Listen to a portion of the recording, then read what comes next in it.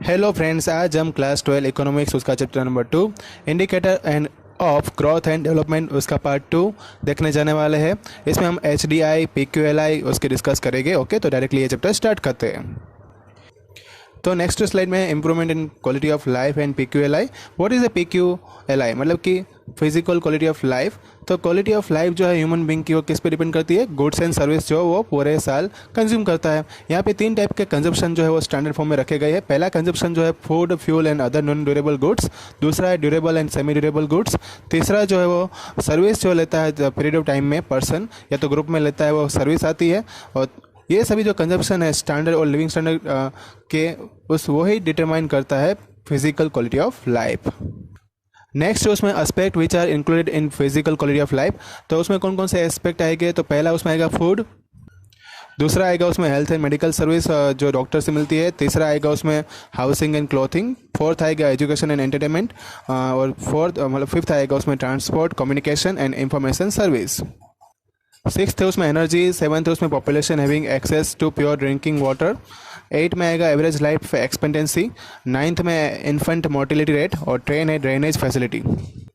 Next है उसमें physical quality of life index P Q L I. उसमें Davis Morris जो था उसने पहले प्रेजेंटेड किया था पी क्यू एल आई को। उसने शॉर्ट फॉर्म रखा था फिजिकल क्वालिटी ऑफ लाइफ को पी क्यू एल आई के फॉर्म में। ये जो इंडेक्स नंबर है वो क्या बताता है? तो इकोनॉमिक डेवलपमेंट जो है उसके लिए कंसिडर होता है। जो physical quality of life index number जो है वो डिटरमाइन करता है कि कितना लेवल इकोनॉमिक डेवलपमेंट का हो चुका है। अगर किसी भी कंट्री का पी क्यू एल आई अगर दूसरे कंट्री के कंपैरिजन में ज़्यादा है तो उसका मतलब ये होता है कि वो कंट्री हो इकोनॉमिकली डेवलप है। कैसे पता चलेगा कि मतलब physical quality of life index number हम कैसे डिटरमाइन करेंगे? तो 3 चीज़ें जिससे P Q L I measurement हो सकता है। पहला है उसमें एक्सटेंट ऑफ एजुकेशन, जो लिटरेसी लेवल होता है कंट्री का वो वहाँ की सिचुएशन बताता है कि कितना है उसका एजुकेशन है। परसेंटेज ऑफ पॉपुलेशन जो एजुकेटेड रहेगा उसको टोटल पॉपुलेशन से डिवाइड करने से हमें क्या मिलेगा? Extent of education. दूसरा है उसमें लाइफ एक्सपेक्टेंसी। तो इसमें जब कभी चाइल्ड का बॉर्न होता है तो वो कितने साल तक वो लिव कर सकता है, मतलब ज़िंदा रह सकता है आफ्टर बर्थ, तो उसको बोलते हैं लाइफ एक्सपेक्टेंसी।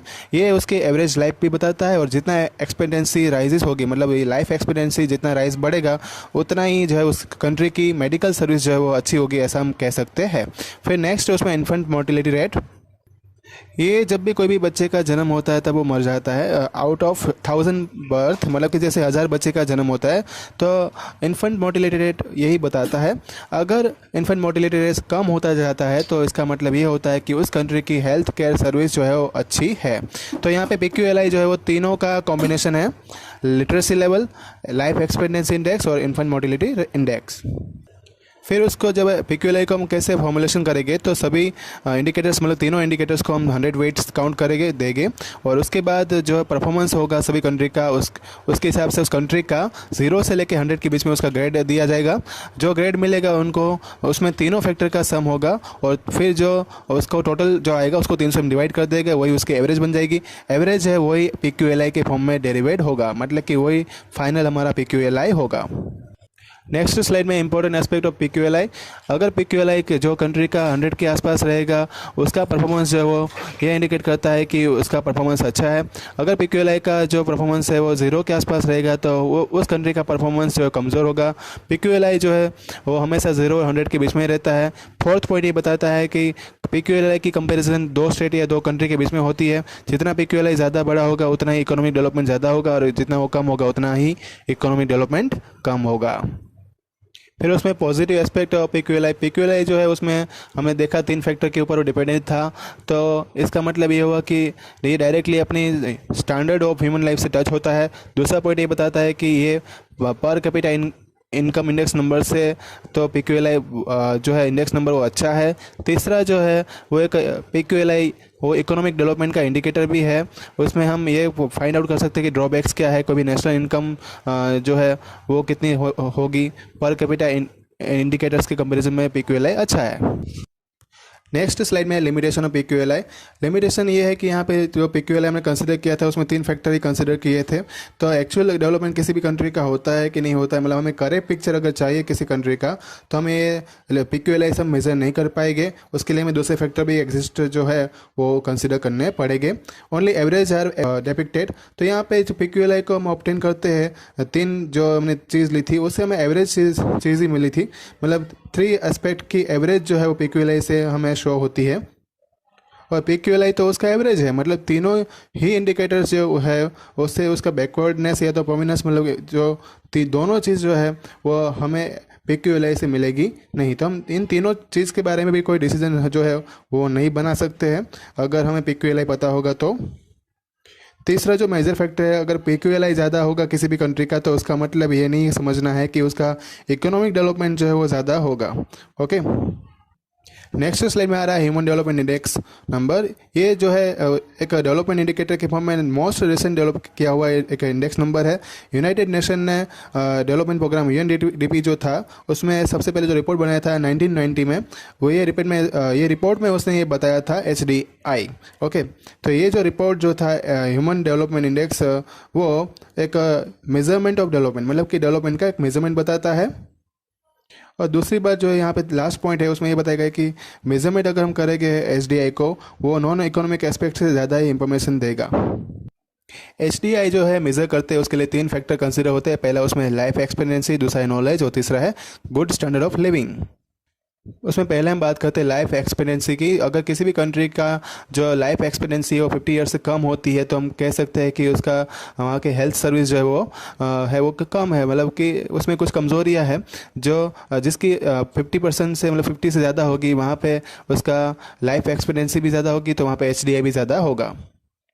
दूसरा आ रहा है उसमें लिटरेसी, मतलब नॉलेज जो है, एजुकेशन है। इसमें क्वांटम ऑफ नॉलेज जो है परसेंटेज में काउंट किया जाता है। इसमें पीपल जो है उसका 15 ईयर या उससे ज़्यादा एज वाले जो पर्सन है वो इसको इंक्लूड किया जाता है। इसमें पहली बात आ रही है number of years of schooling, कितने साल स्कूल के होते हैं, और दूसरा expected number of years in schooling, कितने जो संभावना रहती है कि कितने ईयर उसने स्कूलिंग में किए थे।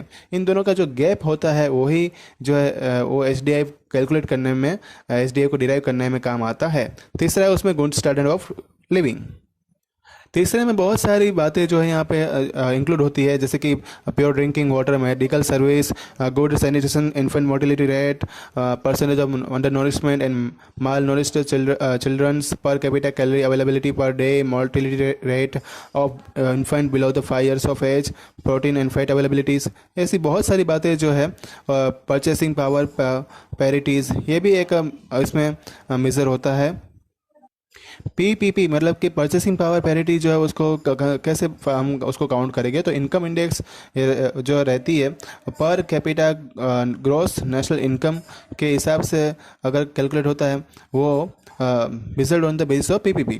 तो पर कैपिटा इनकम ग्रॉस है, PPP को बेसिस रखते हुए, उसको बेस रखते हुए हम उसको काउंट कर सकते हैं। नेक्स्ट उसमें important aspect of HDI। Maximum value जो HDI का है 1 होता है, जबकि मिनिमम उसका है 0 होता है। उसकी वैल्यू हमेशा 0 से 1 के बीच में होती है। जिस कंट्री की HDI जो है 1 से नज़दीक होती है वो ज़्यादा डेवलप होता है, और जिसकी 0 के आसपास होगी वो कम डेवलप होता है। 2014 में एक जो लिस्ट बनाया गया था उसमें नॉर्वे का रैंक जो फर्स्ट था और उसकी HDI थी 0.944, जबकि इंडिया का था 0.609 और उसका नंबर था 130 out of 188 country. Next slide में आ रहा है डेरिवेट कंक्लूजन। तो उसमें पहला है नॉर्वे जो 2014 में जो रिपोर्ट बनी थी उसके हिसाब से उसका इंडेक्स नंबर जो था 0.944 और उसका रैंक था पहला। इंडिया जो था उसका इंडेक्स नंबर था 0.609, उसका रैंक था 130 आउट ऑफ 188। इंडिया का जो HDI है वो मॉडरेट चल रहा था दूसरे कंपैरिजन, मतलब दूसरे कंट्री के कंपैरिजन में। नाइजर जो एक अफ्रीका का कॉन्टिनेंट है उसका जो था 0.348 था, वो सबसे लास्ट था HDI जब 2014 में रिपोर्ट बना था तब। अब नेक्स्ट स्लाइड में इंपॉर्टेंस ऑफ HDI का कंप्लीट फैक्टर है, क्योंकि वो सिर्फ इकोनॉमिक फैक्टर ही नहीं है, वो साथ साथ में एक सोशल वेलफेयर भी उसे पता चलता है, एजुकेशन पता चलता है, हेल्थ पता चलती है। HDI जो है वो और क्या इंडिकेट करता है, तो इकोनॉमिक डेवलपमेंट का टूल है वो, और एक ह्यूमन वेलफेयर के लिए भी जो ज़रूरी होता है वो चीज़ भी उससे पता चलती है। ट्रू प्रोग्रेस क्या होती है किसी भी कंट्री की, तो इकोनॉमिक प्रोग्रेस पर सोशल प्रोग्रेस होनी चाहिए, वो भी HDI बताता है। नेक्स्ट है उसमें H D I is a functional, H D I जो है उसमें वो वेरिएशन वाला है, फ्लक्चुएशन वाला है। किसी भी कंट्री में अगर एच डी आई रैंकिंग जो है वो ये इंडिकेट करती है कि उसका हेल्थ और एजुकेशन जो है वो अगर इम्प्रूव होगा, अगर वो एच डी आई बढ़ेगा तो, अगर एच डी आई कम होगा तो उसमें हेल्थ और एजुकेशन जो है वो लो क्वालिटी में जाएगा। Limitation of H D I, तो एच डी आई हमने देखा है आगे कि सोशल फैक्टर्स है उसमें 3 इंक्लूड हमने किए थे, तो वो ये सोशल फैक्टर जो है बहुत ही कम है। Other social factor should have been included, मतलब दूसरे फैक्टर भी हमें इंक्लूड करने चाहिए। All 3 factors are given in equal weightage, ये तीनों इंडिकेटर जो है उसका इक्वल वेटेज लिया गया है, पर रियलिटी में अगर देखा जाए तो सिचुएशन कुछ और बनती है और ये अलग होते हैं। डिफरेंट इंडिकेटर्स बिकम इंपॉर्टेंट, दूसरे इंडिकेटर्स भी हमें इसमें कंसिडर करने चाहिए। Human development index is not absolute expression, ये कोई एब्सोल्यूट एक्सप्रेशन नहीं है, ये सिर्फ रिलेटिव प्रोग्रेस बताता है और ये दूसरे कंट्री के साथ किया गया कंपैरिजन है। तो और दूसरे जो एच डी आई के साथ साथ दूसरे इंडेक्स नंबर है वो भी इंपॉर्टेंट है, जैसे कि जी डी आई मतलब gender development index, T A I मतलब कि technological achievement index, H P I मतलब human poverty index, H C I मतलब ह्यूमन कंज्यूमर इंडेक्स। तो ये था आपका चैप्टर नंबर 2, और कोई इसमें डाउट है तो आप मुझे कमेंट बॉक्स में लिख कर भेज सकते हैं। ओके, होमवर्क जो है आपको व्हाट्सअप कर दिया जाएगा। Okay, thank you all.